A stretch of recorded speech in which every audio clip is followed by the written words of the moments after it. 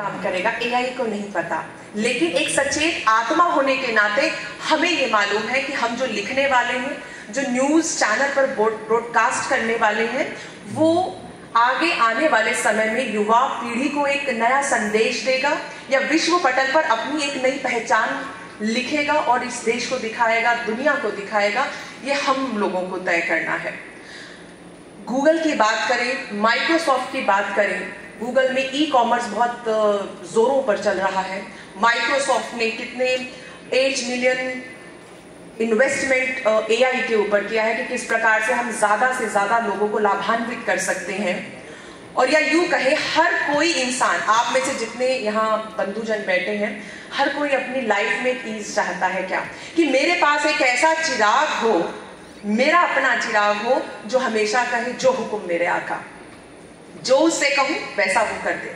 तो ऐसा ही चिराग आज के युग में हमें एआई के रूप में मिला है।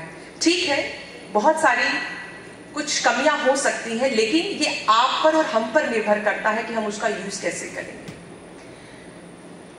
जीपीटी की बात करूं, हमारी कल्पना, हम अक्सर अपनी कल्पनाओं में जीते हैं। बहुत सुंदर कल्पना हम अपने लिए करते हैं, एक नया संसार और आभासी संसार अपने लिए करते हैं। अगर आज हम यहाँ इस सभागार में बैठे हैं तो सभी लोग ये कल्पना कर सकते हैं कि चारों तरफ सुगंधित वातावरण है, ऊपर से फूलों की वर्षा हो रही है और संसार में चारों तरफ से आपके लिए तालियां बज रही हैं और एक बहुत सुंदर संसार आप लोगों के लिए बनाया है।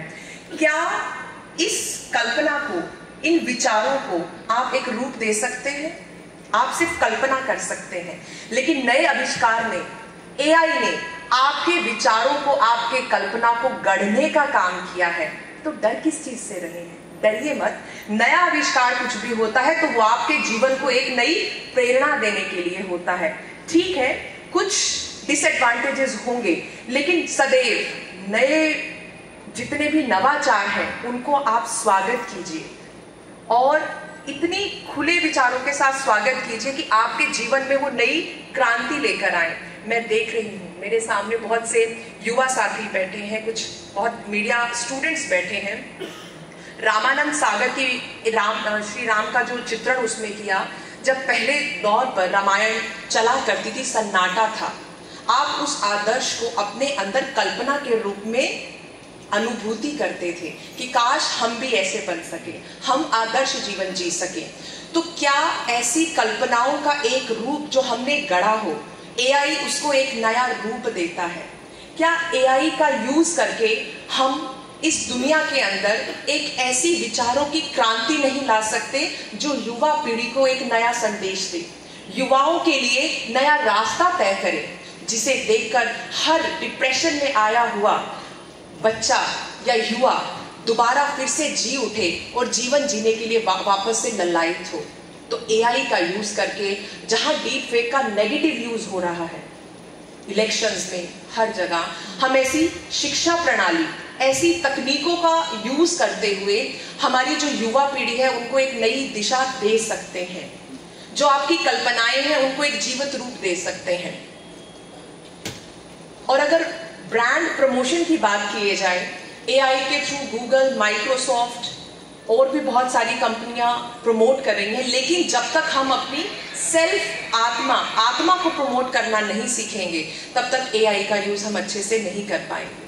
तो जरूरी है आत्मचिंतन करते हुए, पिछले वक्तव्य में भी मैंने एम्पैथी और सिंपैथी 2 शब्द इस्तेमाल किए थे, कि जब आप दूसरे के साथ एक सिंपैथी तो रखते ही हैं, लेकिन एम्पैथी, दूसरे के स्थान पर खुद को रखकर सोचेंगे, लिखना शुरू करेंगे और उसको ब्रॉडकास्ट करेंगे, तब वो जो संवेदनाएं हैं वो एक नया रूप लेकर समाज को नई दिशा देंगी। यहाँ जितने भी सभागार में पोस्टर्स लगे हैं, मेरी आंख एक पोस्टर के ऊपर आकर अटक गई। निर्मलता ही, आप में से कोई मुझे पढ़ के बताएगा क्या लिखा हुआ? कोई भी बच्चा। सबसे अच्छा साधन है जिससे भी मिले।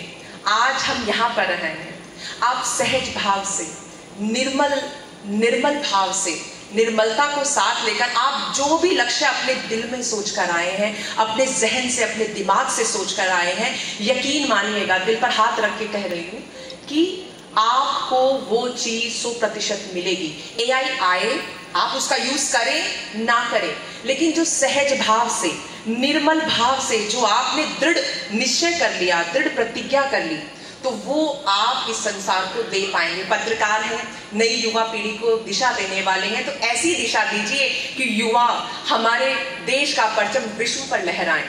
जहां कहीं कोई कमी है, कोई गिरता है, तो उसको उठा लीजिए, गले से लगा लीजिए, दुखों को सुखों में बदलिए, लेकिन ऐसी सकारात्मकता प्रभाव कीजिए कि उसके अंदर हर किसी को स्थान मिले, हर छोटे बड़े के लिए बराबर स्थान हो। अंतिम अपनी वाणी को यही विराम देना चाहूंगी। जाने माने शायर शेख इब्राहिम जौ का मशहूर शेर है, अब तो घबराकर ये कहते हैं कि मर जाएंगे, मर के भी चैन नहीं पाया तो किधर जाएंगे, जब किधर जाए का जवाब मिल जाएगा तो होश आएगा।